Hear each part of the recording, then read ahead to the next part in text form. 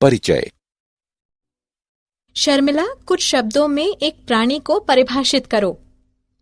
हाँ, प्राणी अधिकतर बहुकोशिक प्राणी जगत या मेटाजोआ के यूकेरियोटिक जीवों के मुख्य समूह होते हैं। शर्मिला, अब मुझे ये बताओ कि प्राणियों को पौधों से क्या भिन्न बनाता है? हाँ, पौधे बहुकोशिक, स्थलीय, अगतिशील, प्रकाश संश्लेषी तथा स्वपोषी होते हैं, जबकि प्राणी गतिशील, परपोषित, बहुकोशिक, जलीय, स्थलीय या वृक्षीय होते हैं। तो आओ अपने इस अध्याय में प्राणी जगत के बारे में विस्तार से चर्चा करें। उद्देश्य। इस पाठ के अंत में आप निम्न करने में सक्षम हो जाएंगे: प्राणी क्या हैं, ये परिभाषित करना, विभिन्न प्रकार के प्राणियों के विषय में जानना, प्राणी जगत के विविध अभिलक्षणों को समझना, संगठन के विविध स्तरों के विषय में जानना, शरीर सम्मिति को समझना, द्विकोरिक तथा त्रिकोरिक संगठन को समझना, प्रागुहा के विषय में जानना, खंडी भवन को समझना, पृष्ठ रज्जु को समझना, प्राणी जगत के विभिन्न वर्गों के विषय में जानना, अकशेरुकियों के विभिन्न अभिलक्षणों को समझना, पोरीफेरा के विभिन्न अभिलक्षणों को पहचानना, सिलेंट्रेटा के विभिन्न अभिलक्षणों को पहचानना, टीनोफोर के विभिन्न अभिलक्षणों को पहचानना। प्राणी जगत। प्राणी जगत में मात्र बहुकोशिक यूकारियोटिक ही सम्मिलित होते हैं। व्हेल तथा विशालकाय स्क्विड स्थूलकाय तथा बहुकोशिक प्राणी हैं। इस जगत द्वारा प्रतिनिधित्व किए जाने वाले महत्वपूर्ण समूह हैं: प्रोटोजोआ, स्पंज, सिलेंट्रेट, कृमि, एनेलिड, ऑर्थ्रोपोड, मोलस्क, मत्स्य, उभयचर, सरीसृप, पक्षी तथा स्तनधारी। प्राणियों की शरीर योजना निर्धारित हो जाती है क्योंकि वे विकसित होते हैं। हालांकि कुछ अपने जीवन में कायांतरण की प्रक्रिया से होकर गुजरते हैं। अधिकतर प्राणी चर होते हैं, अर्थात वे स्वतः तथा स्वतंत्र रूप से गति कर सकते हैं। सभी प्राणी परपोषित होते हैं, अर्थात उन्हें भरण पोषण के लिए अन्य जीवों का अंत ग्रहण करना होता है। प्राणी जगत को निम्न आधार पर वर्गीकृत किया गया है: कोशिकाओं की व्यवस्था, शरीर सम्मिति, प्रागुहा की प्रवृत्ति, पाचन तंत्र का प्रतिरूप, परिसंचरण तंत्र का प्रतिरूप, जनन तंत्र का प्रतिरूप। संगठन का स्तर। एनिमेलिया यानी बहुकोशिकी के सभी सदस्य बहुकोशिक होते हैं। ये सभी कोशिकाओं के संगठन के समान प्रतिरूप का प्रदर्शन नहीं करते हैं। उदाहरण: स्पंज में कोशिकाएं ढीली कोशिका संघात के रूप में व्यवस्थित होती हैं, अर्थात वे संगठन के कोशिकीय स्तर को प्रदर्शित करते हैं। सिलेंट्रेटा में समान कार्य कर रही कोशिकाएं ऊतकों में व्यवस्थित होती हैं। इस प्रकार इसे संगठन का ऊतक स्तर कहते हैं। प्लेटीहेल्मिंथीज में ऊतक अंगों का निर्माण करने के लिए समूहबद्ध होते हैं। प्रत्येक एक विशिष्ट कार्य के लिए विशिष्ट होते हैं। इसे संगठन का अंग स्तर कहा जाता है। एनेलिड, ऑर्थ्रोपोडा, मोलस्क, एकाइनोडर्म तथा रज्जुकी जैसे प्राणियों में अंग कार्यतंत्र का निर्माण करने के लिए एकत्र होते हैं तथा प्रत्येक अंग एक विशेष कार्य करता है।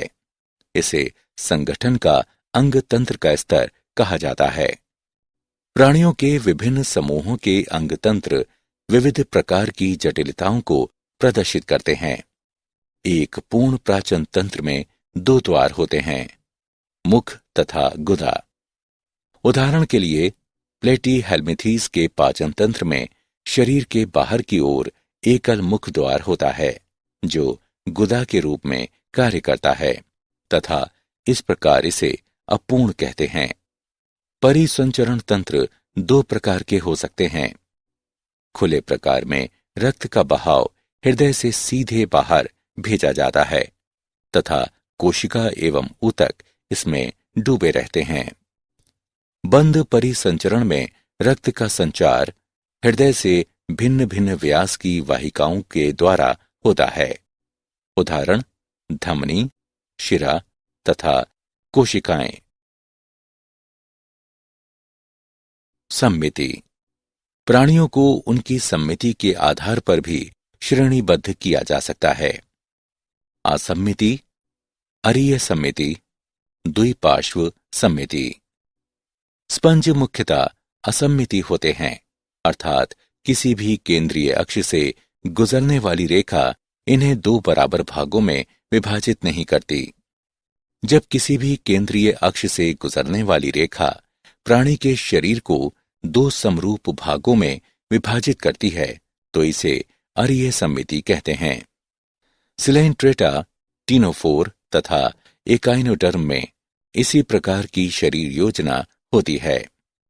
एनेलिड, ऑर्थोपोडा जैसे प्राणियों में शरीर दो समरूप दाएं एवं बाएं भाग में बांटा जा सकता है। इनमें केवल एक ही अक्ष होता है, वो द्विपार्श्व सम्मिति का प्रदर्शन करता है। द्विकोरिक तथा त्रिकोरिक संगठन। जिन प्राणियों में कोशिकाएं दो भ्रूणीय स्तरों में व्यवस्थित होती हैं, एक बाह्य एक्टोडर्म अर्थात बाह्य त्वचा तथा एक आंतरिक एंडोडर्म अर्थात आंतरिक त्वचा, वे द्विकोरिक प्राणी कहलाते हैं। उदाहरण सिलेंट्रेटा। इनमें एक अविभाजित स्तर मेसोग्लिया बाह्य त्वचा तथा आंतरिक त्वचा के बीच में उपस्थित है। वे प्राणी जिनके विकसित भ्रूण में तृतीय भ्रूणीय स्तर मीजोडर्म होता है, त्रिकोरकी कहलाते हैं, जैसे प्लेटीहेल्मिंथेस से रज्जुकी तक। प्रागुहा यानी सीलोम। वर्गीकरण में शरीर भित्ति तथा आहार नाल के बीच में गुहा की उपस्थिति अथवा अनुपस्थिति वर्गीकरण का महत्वपूर्ण आधार है। मीजोडर्म मध्य त्वचा से आच्छादित शरीर गुहा को देह गुहा कहते हैं तथा इससे युक्त प्राणी को प्रागुही प्राणी कहते हैं। उदाहरण एनेलिड, मोलस्क, ऑर्थोपोडा, एकाइनोडर्म, हेमीवफॉर्डिड तथा कॉडेट। कुछ प्राणियों में ये गुहा मीसोडर्म से आच्छादित नहीं होती, बल्कि मध्य त्वचा यानी मीजोडर्म बाह्य त्वचा एवं अंतः त्वचा के बीच बिखरी हुई थैली के रूप में पाई जाती है। उन्हें कुटगुहिक कहते हैं, जैसे कि एस्केल्मिंथेस। जिन प्राणियों में शरीर गुहा अनुपस्थित होती है उन्हें अगुह्य कहते हैं, जैसे कि प्लेटीहेल्मिंथेस। खंडी भवन यानी सेगमेंटेशन। कुछ प्राणियों में शरीर बाह्य तथा आंतरिक दोनों ओर श्रेणीबद्ध खंडों में विभाजित होता है, जिनमें कुछ अंगों की क्रमिक पुनरावृत्ति होती है। उस प्रक्रिया को खंडी भवन कहते हैं। उदाहरण के लिए एक केंचुए में शरीर का विखंडी खंडी भवन होता है और ये विखंडावस्था कहलाती है। पृष्ठरज्जु। पृष्ठरज्जु एक मध्य त्वचा से बनी शलाका रूपी संरचना होती है, जो कुछ प्राणियों में भ्रूणीय परिवर्धन विकास के समय पृष्ठ सतह में बनी होती है। पृष्ठरज्जु युक्त प्राणी को रज्जुकी यानी कॉडेट कहते हैं, जैसे यूरोकोडर्ट्स, सेफर्लोडाटा। वे प्राणी जिनमें पृष्ठरज्जु नहीं होती है उन्हें अरज्जुकी यानी नॉन कार्डेट कहते हैं, जैसे पोरीफेरा से एकिनोडर्म तक। ये बाहरी स्रोतों से भोजन ग्रहण करते हैं। वो अपना भोजन निगलते हैं तथा भोजन को शरीर के अंदर पचाते हैं। प्राणी जगत का वर्गीकरण। प्राणी जगत का विभाजन दो मुख्य लक्षणों के आधार पर किया गया है, आकशेरुकी, कशेरुकी। आकशेरुकी वे प्राणी जिनमें मेरुदंड नहीं पाया जाता है। कशेरुकी वे प्राणी जिनमें मेरुदंड पाया जाता है। प्राणी जगत को मुख्य रूप से चित्र में दिए गए समान लक्षणों के आधार पर वर्गीकृत किया जाता है। प्राणी जगत 9 संघों में विभाजित है। पोरीफेरा, सिलेंट्रेटा, प्लेटीहेल्मिंथीज यानी चपटे कृमि, एस्केलमिंथीज यानी गोल कृमि, एनिलीडा, ऑर्थोपोडा, मोलस्क यानी कोमल शरीर वाले प्राणी, एकिनोडर्मेटा यानी शूलयुक्त प्राणी, कोडाटा यानी रज्जुकी। आकशेरुकी। जैसा हम पहले कह चुके हैं कि आकशेरुकी वो प्राणी होते हैं जिनमें मेरुदंड नहीं होता है। एक कड़ी बाहरी परत वाला कंकाल वह आच्छादन होता है जो शरीर की रक्षा करता है तथा उसे सहारा प्रदान करता है। कीटों तथा कुछ आकशेरुकियों में कंकाल पाया जाता है। प्राणी जगत में 97% प्राणी आकशेरुकी हैं। इनमें से कुछ तालाबों में, कुछ सागरों में तथा अन्य जलीय परिवेश में पाए जा सकते हैं। आकशेरुकियों के 6 समूह होते हैं।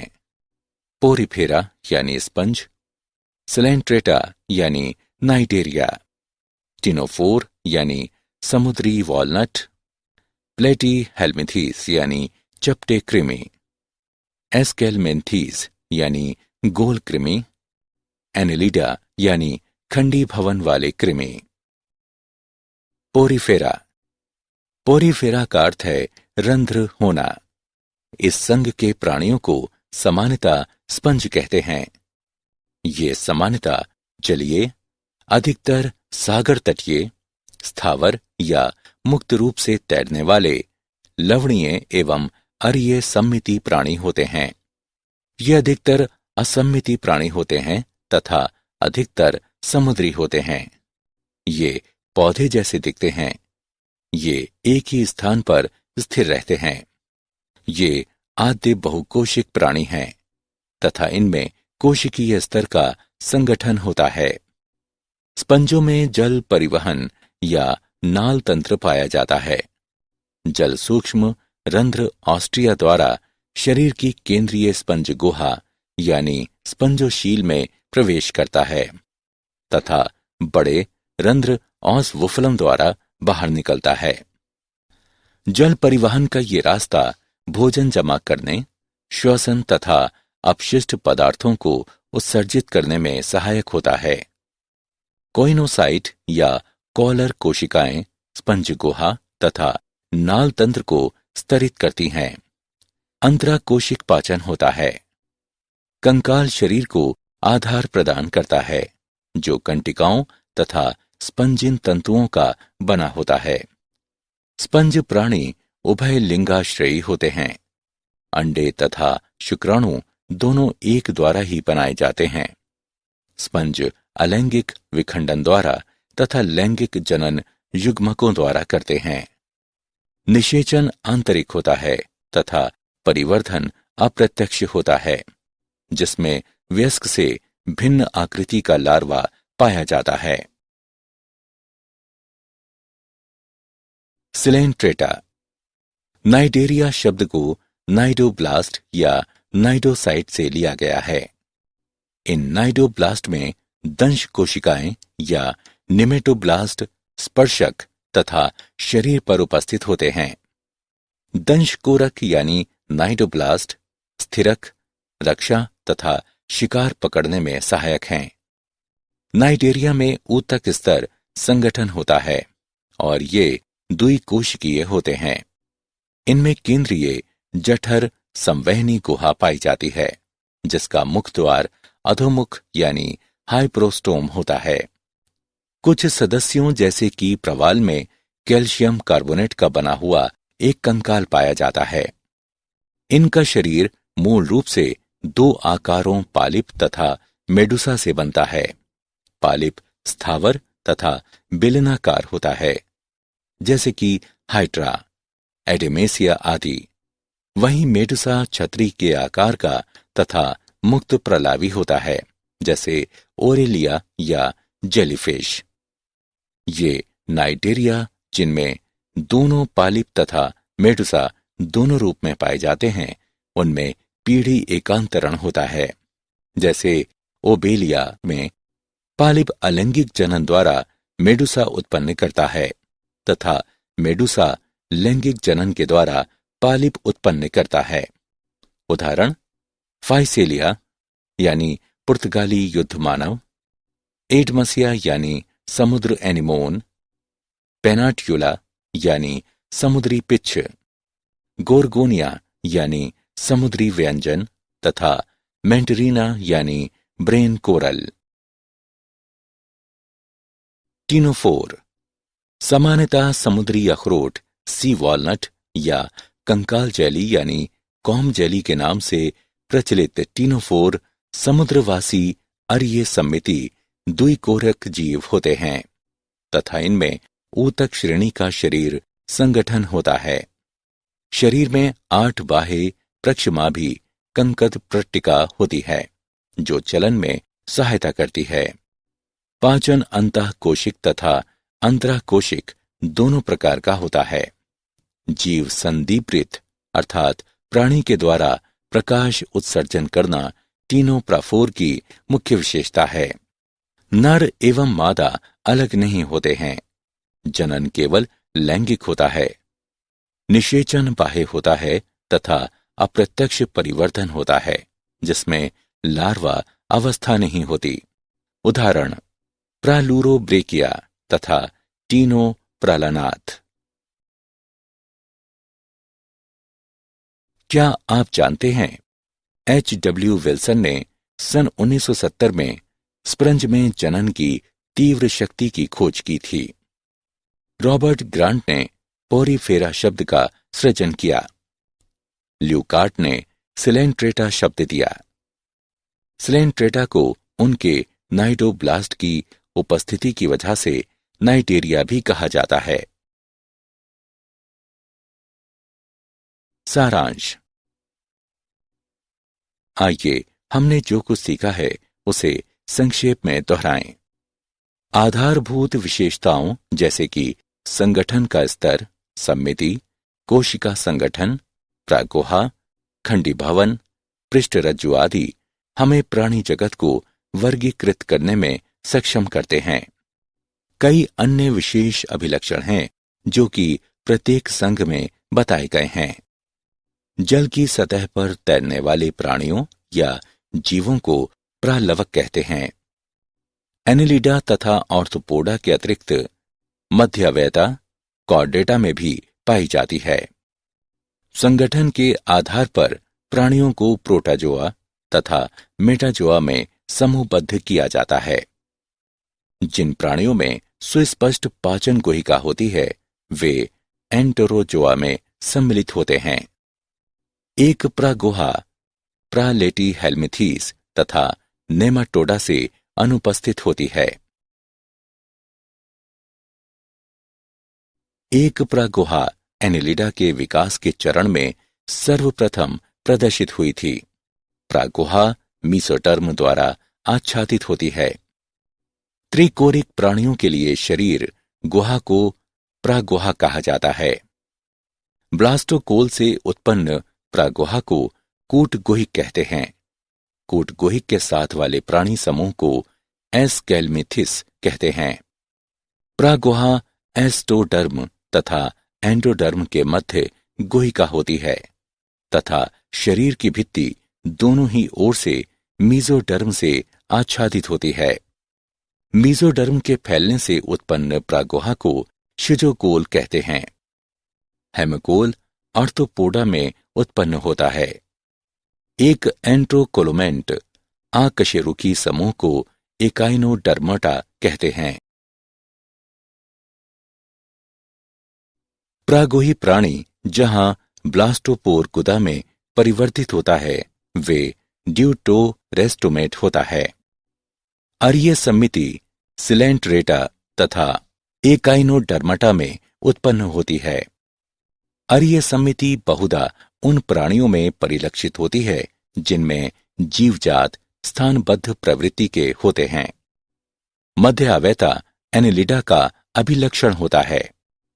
पोरीफेरा में वे बहुकोशिक प्राणी सम्मिलित होते हैं जो संगठन के कोशिक स्तर को प्रदर्शित करते हैं तथा जिनमें आद्य बहुकोशिक अभिलक्षण होते हैं। स्पंज द्विकोरिक होते हैं तथा श्वसनी, उत्सर्जनी, परिसंचरण तंत्र तथा तंत्रिका कोशिकाओं से बने होते हैं। स्पंज में नाल तंत्र पाया जाता है। एक स्पंज में सभी नालों के लिए एक सामान्य प्रकोष्ठ को जठराभ गुहा कहा जाता है। पोरीफेरा में सरलतम प्रकार का नाल तंत्र एस्कन प्रकार है। शरीर की मध्य त्वचा पोरीफेरा में मेसोग्लिया कहते हैं। पोरीफेरा का वर्गीकरण कंटिकाओं पर आधारित है। सिलेंट्रेटा में स्पर्शक तथा नाइडोप्लास्ट होते हैं। ये अधिकतर समुद्री स्थावर अथवा मुक्त तैरने वाले प्राणी होते हैं। नेमाटोसिस्ट स्थिरक, रक्षा तथा शिकार पकड़ने में सहायक होते हैं। वे स्पर्श से सक्रिय होते हैं। नेमाटोसिस्ट में उपस्थित विषैला द्रव्य हाइप्रोटॉक्सिन होता है। नेमाटोसिस्ट में हाइड्रा निष्कासन शिकार के संपर्क तथा छेद करने की प्रतिक्रिया के फलस्वरूप होता है।